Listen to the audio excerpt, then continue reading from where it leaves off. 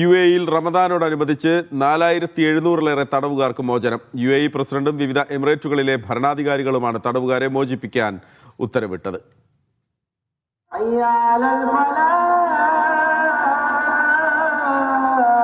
പാപമോചനത്തിന്റെ മാസത്തിൽ 4700-ലേറെ തടവുകാരാണ് UAE-യിൽ പുതിയ ജീവിതത്തിലേക്ക് മോചിതരാവുക.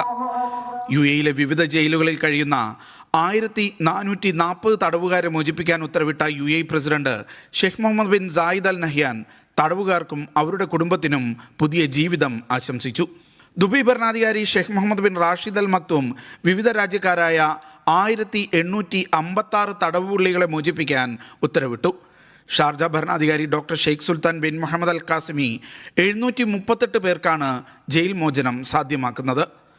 അജ്മാൻ ഭരണാധികാരി Sheikh Humaid bin Rashid Al Nuaimi 134 തടവുകാരെ മോചിപ്പിക്കാൻ ഉത്തരവിട്ടു. റാസൽ ഹൈമയിലെ ജയിലുകളിൽ നിന്ന് 407 പേരെയാണ് ഭരണാധികാരി ഷെയ്ഖ് സൗദ് ബിൻ സക്കർ അൽ കാസിമി മോചിപ്പിക്കുന്നത്. ഫുജൈറയിൽ 125 തടവുകാർ ഈ റമദാനിൽ പുറത്തിറങ്ങും. ഫുജൈറ ഭരണാധികാരി ഷെയ്ഖ് ഹമദ് ബിൻ മുഹമ്മദ് അൽ ഷർക്കിയാണ് ഇതിനായി ഉത്തരവ് പുറപ്പെടുവിച്ചത്. Media 1 Dubai.